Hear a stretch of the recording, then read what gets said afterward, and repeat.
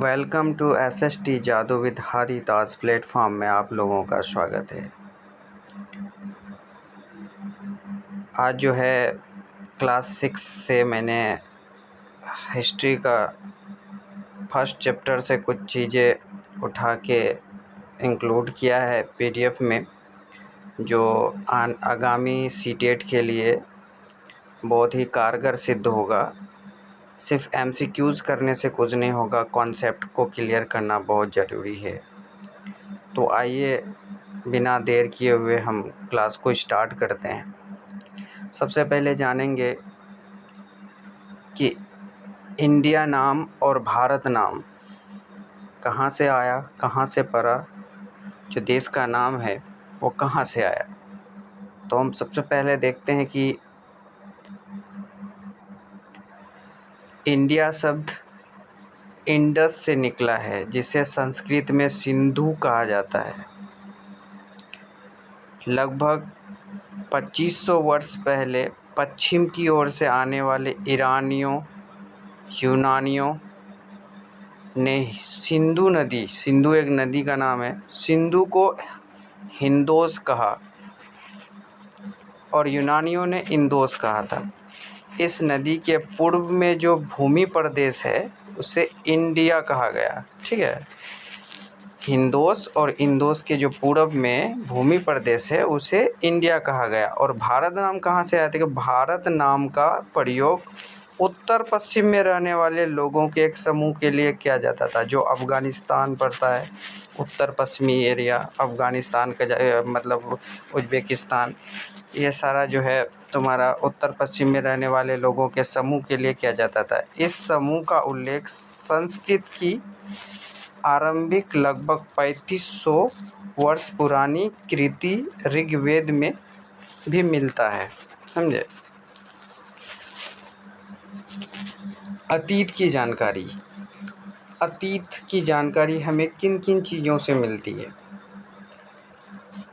पहले लोग क्या करते थे, पहले लोगों की संस्कृति सभ्यता क्या थी, लोग क्या खाते थे, क्या पहनते थे, कहाँ घूमते थे, इसकी जानकारी हमें किन किन चीज़ों से मिलती है, इन चीज़ों के बारे हम आगे देखते हैं। अतीत की जानकारी हम कई तरह से प्राप्त कर सकते हैं। इनमें से एक तरीका है अतीत में लिखी हुई पुस्तकें ढूंढना और उसको पढ़ना। ये पुस्तक हाथ से लिखी होने के कारण पांडुलिपियाँ मैन्युस्क्रिप्ट भी कही जाती है। जो हाथों से लिखी जाती है उसे क्या कहते हैं? पांडुलिपियाँ कहते हैं, मैन्युस्क्रिप्ट। हमेशा याद रखना इन चीज़ों को। पांडुलिपियाँ प्राय ताड़पत्रों, प्लम लीफ अथवा हिमालय क्षेत्र में उगने वाले भोज्य, देखो ये पांडुलिपियाँ किस में लिखा जाता था? ताड़पत्रों और भोज नामक पेड़ की छाल से विशेष तरीके से तैयार भोजपत्र पर लिखी मिलती है। यह पांडुलिपियाँ मंदिर, विहारों में प्राप्त होती है। इन पुस्तकों में धार्मिक मान्यताओं व व्यवहारों, राजाओं के जीवन और औषधि तथा विज्ञान आदि सभी प्रकार के विषयों की चर्चा मिलती है, पांडुलिपियाँ में मिलती है।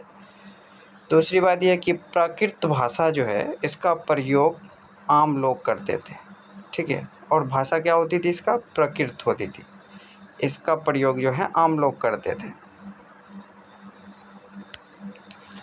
अभिलेख किसे कहते हैं? अभिलेखगार होता था। अभिलेख किसे कहा जाता है? जो इंस्क्रिप्शन है, ऐसे लेख पत्थर अथवा धातु जैसे अपेक्षाकृत कठोर है। देखो यहाँ पर कठोर। पांडुलिपियाँ भोज, ताड़पत्र और भोज नामक पेड़ की छाल पे लिखा जाता था, मगर अभिलेख जो है ना अपेक्षाकृत कठोर सतहों पर उत्कीर्ण किए मिलते हैं। कभी कभी शासक अथवा अन्य लोग अपने आदेश इस तरह उत्कीर्ण करवाते थे ताकि लोग इन्हें देख सके, पढ़ सके तथा उनका पालन कर सके। अभिलेखों में शासक लड़ाइयों में अर्जित विजयों का, जीत का, ठीक है, लेखा जोखा रखा करते थे। तो पांडुलिपियों में मैंने पढ़ा कि वो हाथ से लिखा जाता था, ताड़पत्रों में वो सारी चीज़ें। अभिलेख जो है कठोर सतहों पर उत्कीर्ण किए जाते थे। इसमें जो है आदेशों को राजाओं द्वारा लड़ी गई अर्जित विजयों का लेखा जोखा रखा करते थे।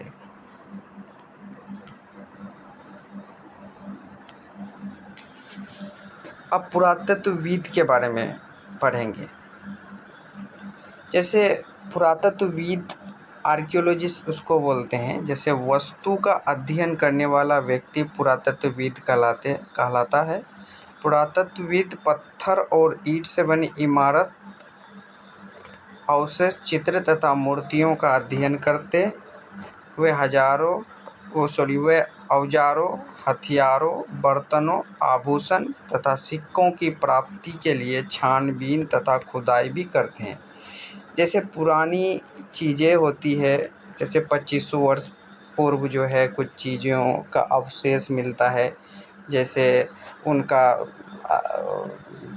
अच्छी तरह से विश्लेषण पूर्वक जो है उन चीज़ों को देखता है और पता लगाता है कि ये कब का है, कितने साल पुराना है।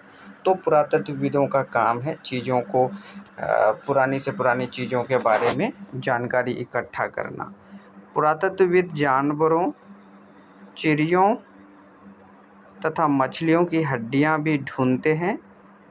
इससे उन्हें यह जानने में मदद मिलती है कि अतीत में लोग क्या खाते थे। ठीक है, अतीत के बारे में जानकारी किन किन चीज़ों से मिला है? पहला नंबर मिला है आपको पांडुलिपियों से, अभिलेखों से, पुरातत्वविद से। चलिए समझते हैं कि आरंभिक मानव जो जब से दुनिया बनी, सबसे पहले आरंभिक मानव आया, होमोसेपियंस। होमोसेपियंस कैसे रहते थे, इन चीज़ों के बारे में जानते हैं। जो इस उपमहाद्वीप में 20 लाख साल पहले रहा करते थे, आज हम उन्हें आखेट संग्रह के नाम से जानते हैं। अब आखेट संग्रह किसे कहते हैं? भोजन का इंतजाम करने की विधि के आधार पर इनका नाम जो है ना आखेट संग्राहक पड़ा। आमतौर पर खाने के लिए वे जंगली जानवरों का शिकार करते थे, है ना। आरंभिक मानव जो है आमतौर पर अपना भोज्य पदार्थ भोजन के लिए जो है वो जानवरों पर निर्भर करते थे और जानवरों का शिकार किया करते थे। मछली और चिड़िया पकड़ते थे, फल फूल, दाने, पौधे, पत्तियां, अंडे इकट्ठा किया करते थे। पत्थर और औजारों का उपयोग इंसान के खाने योग्य जड़ों को खोदने के लिए किया जाता था और जानवरों की खाल से बने वस्त्रों की सिलने के लिए किया जाता था। तो पत्थरों के जो है ना उस वक्त औजार बनाया करता था, जैसे अंदर से जड़ को निकालने के लिए, खोदने के लिए मिट्टी को, उसके बाद जानवरों के खाल को सिलने के लिए, उससे वस्त्र बनाने के लिए उस वक्त जो है ना पत्थर के औजार का उपयोग करते थे। कौन? तो आरंभिक मानव, जब शुरू में स्टार्टिंग में जब मानव इस धरती पे प्रकट हुआ था।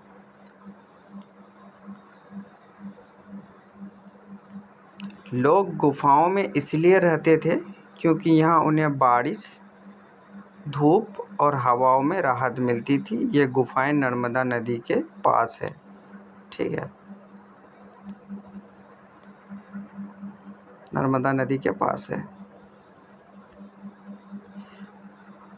पुड़ा स्थल किसे कहा जाता था? अब देखो, पुड़ा स्थल उस स्थान को कहते हैं जहाँ औजारों, बर्तनों और इमारत जैसी वस्तुओं के अवशेष मिले। ठीक है, जैसे हम पहले आप लोगों को बताया कि पुरातत्वविद जो है इस पुरा स्थल से उन वस्तुओं का अवशेष को प्राप्त करते थे और उसका अच्छी तरीके से विश्लेषण करके बताते थे कि ये कितने साल पुराने हैं। तो पुरा स्थल से ही पुरातत्वविद औजारों, बर्तनों और इमारतों जैसी वस्तुओं के अवशेष प्राप्त करते थे। तो उस जगह को पुरा स्थल कहते हैं, पुरानी जगह जहाँ पर अवशेष मिला करते थे। सबसे पहले हम इन चीज़ों को जानेंगे कि एंशिएंट हिस्ट्री में इस कालखंड को 3 कालखंडों में बांटा गया था: पैलियोलिथिक, मेसोलिथिक और नियोलिथिक। पुरापाषाण काल, मध्यपाषाण काल और नवपाषाण काल। इन चीज़ों के बारे में जब एनसीईआरटी और एससीईआरटी के चैप्टर्स को जब तैयारी स्टार्ट करेंगे कराना, तो फिर हम अच्छी तरीके से उन चीज़ों को बताएंगे कि पुड़ापासन कब से स्टार्ट हुआ और उसके बीच में क्या क्या चीज़ें हुई, मध्यपाषाण युग कब से स्टार्ट हुआ, उन चीज़ों के बीच में क्या हुआ, सारी नवपाषाण युग, नवपाषाण की सारी घटनाएं, तो हम लाइन बाय लाइन आगे चल के करेंगे। अभी हम बेसिक चीज़ों को जानेंगे, सिर्फ कॉन्सेप्ट को बताएंगे ताकि आगे जो क्लासेस हो उसमें कोई दिक्कत ना हो।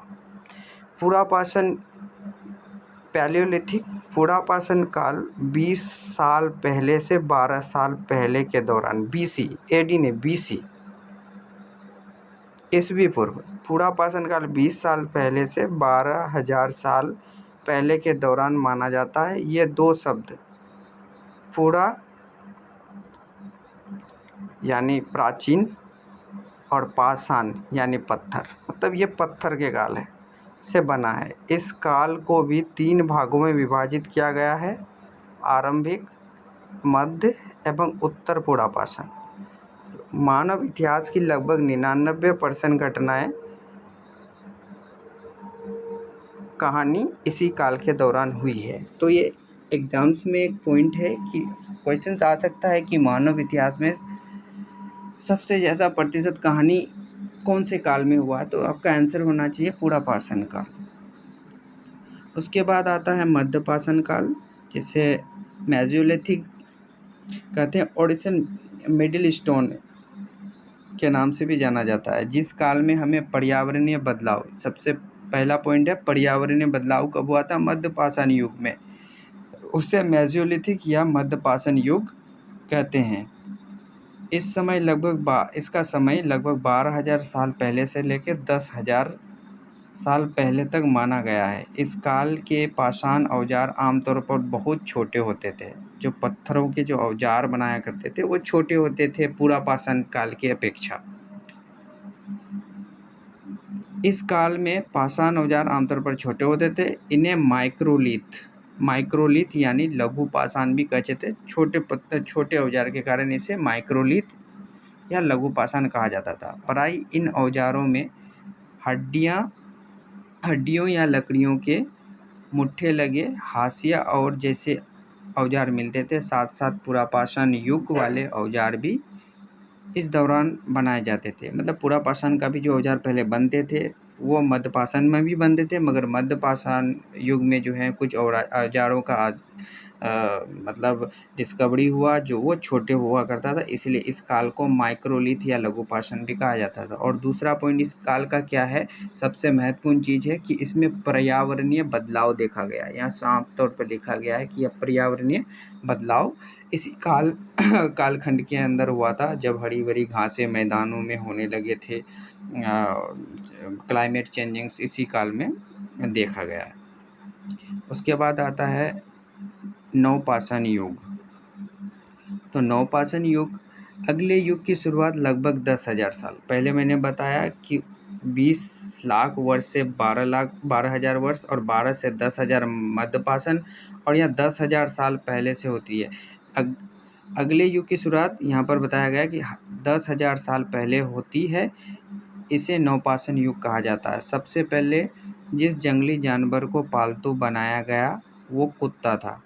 ये क्वेश्चंस पॉइंट नोट करने की ज़रूरत है। सबसे पहले जिस जंगली जानवर को पालतू बनाया गया तो वो कुत्ते का जंगली पूर्वज था। ठीक है। धीरे धीरे लोग भेड़, बकरी, गाय और सूअर जैसे जानवरों को अपने घरों के नज़दीक आने को उत्साहित करने लगे। ठीक है। नवपाषाण युग के सबसे प्रसिद्ध पुरास्थल में से एक है चतालहीक, तुर्की में। यहाँ दूर दराज स्थानों से कई चीज़ें लाई जाती थी और उनका उपयोग किया जाता था। तो चतालहीक कहाँ पर है? तुर्की में।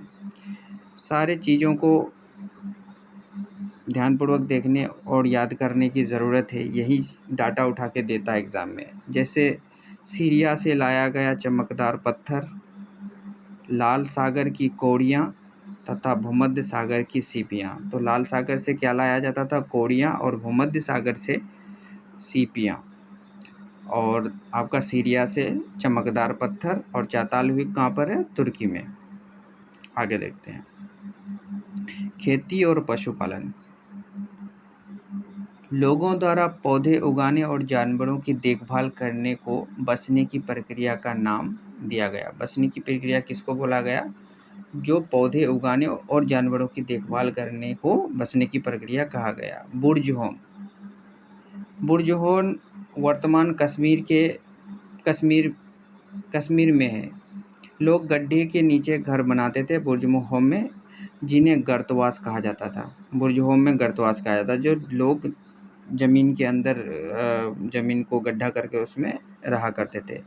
इनमें उतरने के लिए सीढ़ियाँ होती थी, इससे उन्हें ठंड के मौसम में सुरक्षा मिलती थी। ठीक है। फ्रांस में गुफा में की गई चित्रकारी में प्रयोग होने वाले रंग को लौह, एस्क और चारकोल जैसे खनिज पदार्थों में बनाया जाता था। अब दूसरा देखेंगे हम, हड़प्पा सभ्यता और नगर। जो हड़प्पाई सिविलाइजेशंस के बारे में आप लोग पढ़े हैं, तो उसके बारे में देखते हैं कि हड़प्पा सभ्यता नगर आधुनिक पाकिस्तान के पंजाब और सिंध प्रांत, भारत के गुजरात, देखो पाकिस्तान में, आधुनिक पाकिस्तान के सिंध प्रांत में, पंजाब में, और भारत के गुजरात, राजस्थान, हरियाणा, पंजाब प्रांतों में मिलते हैं। इन सभी स्थलों से पुरातत्वविदों को अनोखी वस्तुएं मिली है, जैसे मिट्टी के लाल बर्तन जिन्हें काले रंग के चित्र बने हुए होते। तो ये चीज़ों को याद करने की ज़रूरत है। मिट्टी के लाल बर्तन तो थे, मगर उसके काले रंग के चित्र थे, उस पर जो चित्र बनाया जाता था वो काले रंग का था। तो इन चीज़ों में ध्यान रखना कि मिट्टी के लाल बर्तन का रंग जो है लाल था, और जो उस पर चित्र बनाया जाता था वो काले रंग का था। पत्थर के बाट, मोहरें, मनके, तांबे के उपकरण और पत्थर के लंबे ब्लेड आदि।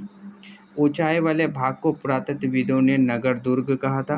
कहाँ पर? हड़प्पा सभ्यता में, जो पाकिस्तान में। ऊंचाई वाले जगह को, ऊंचाई वाले भाग को पुरातत्वविद ने नगर दुर्ग कहा, और निचले हिस्से को निचला नगर कहा था। ये क्वेश्चन बार बार पूछा जाता है, इन चीज़ों को ध्यान दीजिए। ऊंचाई वाले को नगर दुर्ग और निचले हिस्से को निचला नगर कहा जाता है। दोनों हिस्सों की चारदीवारी पक्की ईंटों की बनी हुई है। ठीक है। मोहनजोदड़ो में खास तालाब बनाया गया है, जिसे पुरातत्वविदों ने महान स्नानघर कहा है। तो महान स्नानघर मोहनजोदड़ो की विशेषता है। महान स्नानघर मोहनजोदड़ो की एक विशेषता है, जो पाकिस्तान में है, जिसे पुरातत्वविदों ने महान स्नानघर कहा गया है। कालीबंगा और लोथल जैसे अन्य नगरों में अग्निकुंड मिले हैं। ये कालीबंगा कहाँ है पता है? कालीबंगा राजस्थान में, और लोथल आपका गुजरात में है। ठीक है। तो यहाँ पर अग्निकुंड मिले हैं, जहाँ संभवतः यज्ञ किया जाते थे, मतलब यज्ञ करते थे। हड़प्पा, मोहनजोदड़ो और लोथल जैसे कुछ नगरों में बड़े बड़े भंडार गृह मिले। भंडार गृह मतलब जहाँ पर अनाज वगैरह रखा जाता था। 7,000 साल पहले, देखो 7,000 साल पहले मेहरगढ़ में कपास की खेती होती थी। तो याद रखना, 7,000 साल पहले मेहरगढ़ में, मेहरगढ़ कहाँ पर है? तुम्हारा वो पाकिस्तान में ही है। तो 7,000 साल पहले जो है मेहरगढ़ में कपास की खेती होती थी। नगरों का आरंभ लगभग 47,000 साल पहले हुआ। हड़प्पा नगरों का आरंभ जो है पहले 47,000 साल, 4,700 साल पहले, मतलब 4,700 साल पहले हुआ। हड़प्पा के नगरों के अंत की शुरुआत लगभग 3,900 साल पहले हुआ। नगर अंत कब हुआ? 3,900 साल पहले, मगर स्टार्ट कब हुआ था? 4,700 साल पहले। ठीक है। अन्य नगरों का विकास लगभग 2,500 साल पहले हुआ। अन्य नगरों का। कच्चे माल की खोज। हड़प्पा के लोग तांबे का आयात संभवतः आज के राजस्थान से, ये याद रखना। कभी मिलान में इस तरह की क्वेश्चंस आ जाता है, मिलान में आ जाता है, तो आपको याद रखना हड़प्पा के लोग तांबे का आयात कहाँ से करते थे? राजस्थान से करते थे। जहाँ तक कि पश्चिमी एशियाई देश ओमान से भी तांबे का, ओमान और राजस्थान से तांबे का किया जाता था। और कांसा जो है बनाने के लिए तांबे के साथ मिलाने वाली धातु टीन। कांसा बनाने के लिए क्या तांबे के साथ जो है ना टीन को मिलाते थे कांसा बनाने के लिए। तो कभी कभी ये भी क्वेश्चन आता है कि तांबे का मिश्रण क्या है, टीन के साथ जो है वो तांबे को टीन के साथ मिश्रित करके जो है ना कांसा बनाया जाता है। ठीक है, आधुनिक ईरान और अफगानिस्तान से किया जाता है कांसे का। ठीक है, आधुनिक ईरान और अफगानिस्तान से कांसे मंगाए जाते थे। सोने का आयात जो है ना आधुनिक कर्नाटक जो इंडिया में है, और बहुमूल्य पत्थर का आयात गुजरात, ईरान और अफगानिस्तान में किया जाता था। ये हम टेलीग्राम चैनल में आप लोगों को दे देंगे, आप लोग बढ़िया से उसको रीड कर लेना और पढ़ लेना।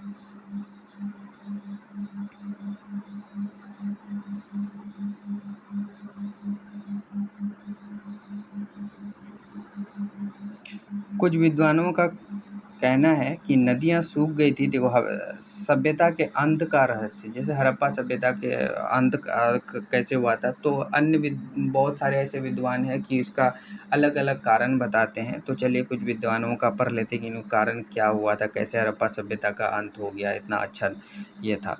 कुछ विद्वानों का कहना है कि नदियाँ सूख गई थी। अन्य का कहना है कि जंगलों का विनाश हो गया था। इसका कारण ये भी हो सकता है कि ईंट पकाने के लिए ईंधन की ज़रूरत पड़ी थी। इसके अलावा मवेशियों के बड़े बड़े झुंड, चारागाह और घास वाले मैदान प्राप्त हो गए होंगे। कुछ इलाकों में बाढ़ आ गई थी। देखो सब विद्वानों का अलग अलग मत है, लेकिन इनका अभी तक क्लियरिफाई कोई नहीं किया है। लेकिन इन कारणों से ये स्पष्ट नहीं हो पाता है कि सभी नगरों का अंत कैसे हो गया, क्योंकि बाढ़ और नदियों के सूखने का असर कुछ ही इलाकों में हुआ था। तो अलग अलग मत है, कोई किसी का आलोचना करता है कि इस तरह का कारण नहीं हो सकता है, मगर इसका फैक्चुअल अभी तक कुछ भी नहीं आया है। तो अभी फ़िलहाल यही पढ़ के जाना है। क्वेश्चन से अगर आ जाए इस तरह का, तो अगर वैसा ऑप्शन में हो तो कर सकते हैं। पत्थर देखो, फेरेंस फेरेंस क्या होता था? पत्थर और शंख प्राकृतिक तौर पर पाए जाते हैं, लेकिन फ्रेंस कृत्रिम रूप से तैयार किया जाता था। बालू या सॉफ्टिक पत्थरों के चूर्ण को गोंद में मिलाकर उसे वस्तु बनाई जाती थी। उसके बाद उन वस्तुओं पर एक चिकनी परत चढ़ाई जाती थी। इस चिकनी परत के रंग प्राय नीले या हल्के समुद्र हरे होते थे। चलो ये, उसके बाद ऋग्वेद। कुछ ऋग्वेद के बारे में जानते हैं। ऋग्वेद सबसे पुराना वेद है। वेदों के अंदर वेद कितने हैं, सबसे पहले तो इन चीज़ों के बारे में जान लेना जरूरी है। तो सबसे उसमें चार वेदों में से सबसे पुराने वेद है तुम्हारा ऋग्वेद। ऋग्वेद सबसे पुराना वेद है, जिसकी रचना लगभग 3500 साल पहले, ये चीज़ को याद रखना, 3500 साल पहले हुई थी। ऋग्वेद में 1000 से ज़्यादा प्रार्थना है, जिसे सूक्त कहते हैं। 1000 से ज़्यादा। सूक्त का मतलब है अच्छी तरीके से बोला गया।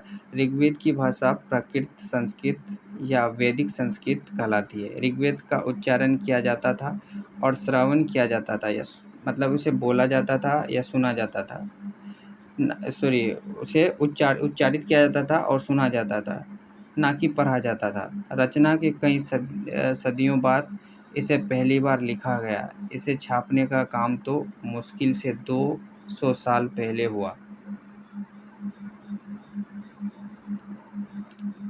महापाषाण, तो एक महापाषाण युग भी गुजरा था बीच में। शिलाखंड महापाषाण, बड़ा या पाषाण पत्थर, मतलब बड़े पत्थर का जब उपयोग होने लगा था, तो उस कालखंड को महापाषाण के नाम से जाने जाते थे। ये पत्थर दफन करने की जगह पर लोगों द्वारा बड़े करीने से लगाए जाते थे। जब लोगों को दफनाया जाता था तो एक बहुत बड़ा पत्थर उसके सर के पास ऐसे गाड़ दिया जाता था। महापाषाण युग में महापाषाण कपड़े बनाने की प्रथा लगभग 3000 साल पहले हुई थी।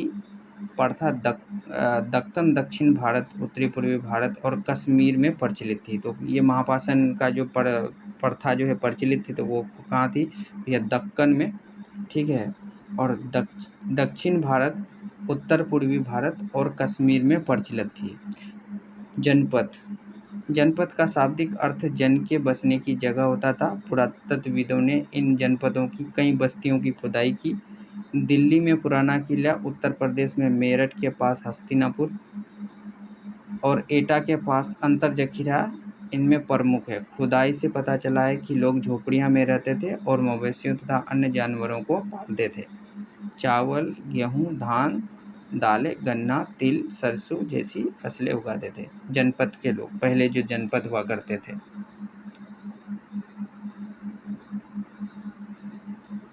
इन पुरास्थलों में कुछ विशेष प्रकार के बर्तन मिले हैं जिन्हें चित्रित धूसर पात्र के रूप में जाना जाता है। क्या? चित्रित धूसर पात्र के रूप में जनपदों में जो मिला था के रूप में जाना जाता है। महाजनपद, एक तो जनपद होता था, एक महाजनपद। अब महाजनपद के बारे में जानते हैं।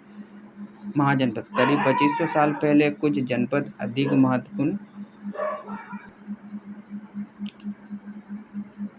करीब 2500 साल पहले कुछ जनपद अधिक महत्वपूर्ण हो गए जिन्हें महाजनपद, जैसे जनपद एक बहुत मतलब जो शक्तिशाली हो जाता था और कुछ 2-4 जनपद सामूहिक रूप से जब एक शक्तिशाली अपनी शक्ति का प्रदर्शन करता था उसे महाजनपद में तब्दील हो जाते थे, तो महाजनपद कहे जाने लगे। अर्थात इनके चारों ओर लकड़ी, ईंट, पत्थर, ऊंचे दीवार बनाई गई। अतः महाजनपदों के राजा लोगों द्वारा समय समय पर लगाए गए उपहारों पर निर्भर न रहकर अब नियमित रूप से कर वसूलते थे। समझे? पहले जनपद में जो है उपहारों पे वहाँ के जो जनपद के राजा जो थे वो उपहार देते थे, जो प्रजा ले आके, तो उसी में निर्भर रहता था।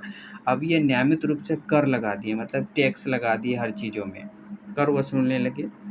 फसलों पर लगाए गए कर सबसे महत्वपूर्ण था क्योंकि अधिकांश लोग कृषक थे। पराई उपज का 6वां भाग, ये क्वेश्चंस में हमेशा आते हैं एग्जाम्स में, याद रखना कि महाजनपदों में जो है फसल का मतलब भाग जो है कर के रूप में लिया जाता था, तो 1/6वां भाग हिस्सा कर के रूप में निर्धारित किया जाता था जिसे भाग कहते थे। समझे? तो ये भी क्वेश्चंस आ सकता है कि कर कर के रूप में जो लिया जाता था तो उसे क्या कहा जाता था, तो वो भाग कहा जाता था। और कर के रूप में कितना लिया जाता है? 1/6वां भाग। कृषि में परिवर्तन जो हुआ, इस युग में कृषि के क्षेत्र में 2 बड़े परिवर्तन आए। पहला परिवर्तन जो है तुम्हें हल के फल, जैसे हल का इजाद हुआ, हल के फल अब लोहे के बनने लगे, पहले लकड़ी का हुआ करता था। ठीक है, अब कठोर जमीन को लकड़ी के फल की तुलना में लोहे के फाल से आसानी से खोदा जा सकता था। तो अब ये क्रांति की बात है। पहले लकड़ी से जो है कठोर जमीन की खुदाई नहीं होती थी, तो वहाँ पर फसलें बोई नहीं जाती थी। तो अब जो है हल के फल जो आए तो वो लोहा का हुआ करता था, जो कठोर जमीन को भी वो खोदने का काम आसानी से करते थे। क्या होता था? लोगों ने धान बोना, पौधे का रोपण शुरू किया, खेती में बीज छिड़क कर धान उपजाने के बजाय धान की पौधे तैयार कर उनका रोपण शुरू किया। ठीक है, उसके बाद मगध के बारे में पढ़ते हैं। यह मगध, पाटलिपुत्र, अजीमाबाद के नाम से भी जाना जाता है, गिरिराज, राजगिर, ये सारे मगध का नाम है। तो हम गंगा और सोन जैसी नदियाँ मगध से होकर गुजरती है। सबसे पहली बात तो इस चीज़ों को याद रखना कि एग्ज़ाम्स में यही चीज़ पूछा जाता है कि मगध से कौन ऐसी नदियाँ हैं जो गुजरता है। उसमें ऑप्शन में गंगा, सोन रहेंगे, उसके बाद गंडक, कोसी रहेंगे। तो इन चीज़ों के बारे में कॉन्सेप्ट अगर क्लियर नहीं होता है तो फिर दिक्कत होगी आप लोगों को। तो एमसीक्यू से कुछ नहीं होगा। गंगा और सोन, जैसे आपको एमसीक्यूज में हम गंगा ही कराएंगे, सोन छोड़ देंगे, तो आपको नहीं पता, मगर सोन अगर ऑप्शन में रहा और गंगा भी रहा तो एक से अधिक होगा ना, तो फिर इन चीज़ों का कॉन्सेप्ट क्लियर होना बहुत ज़रूरी है। तो गंगा और सोन जैसी नदियाँ मगध से होकर गुजरती है। मगध में 2 बहुत ही शक्तिशाली शासक, बिंबिसार और अजातशत्रु। ठीक है, ये हर्यक वंश का था। जैसे जो आगे हम बताएंगे सब चीज़ इन चीज़ों के बारे में। तो बिंबिसार था, फिर अजातशत्रु हुए। बिहार में राजगीर, आधुनिक राजगीर को कहा जाता है, मगध की राजधानी बनी रही। बाद में पाटलिपुत्र आज का पटना को राजधानी बनाया। मगध एक शक्तिशाली राज्य बन गया था। उसके नज़दीक के वज्जी राज था जिसकी राजधानी वैशाली थी। वज्जी का राजधानी वैशाली बिहार थी। यहाँ एक अलग किस्म की शासन व्यवस्था थी जिसे गण या संघ कहते हैं। और आगे बस आज इतना ही, आगे हम कंटिन्यू करेंगे। जब तक के लिए आप अनुमति दीजिए, धन्यवाद। और अच्छा लगे तो चैनल को सब्सक्राइब कीजिए, लाइक कीजिए। और बेल आइकन को दबा दीजिए ताकि समय समय पर आप लोगों को नोटिफिकेशन पहले मिले। और कंटिन्यू हम सीटेट को क्लियर करेंगे। एसएसटी आपको यहीं से मिल जाएगा सारा चीज़, और पूरा डाटा मिलेगा जिससे आप लोगों को कोई दिक्कत ना हो और सीटेट आसानी से निकाल लो।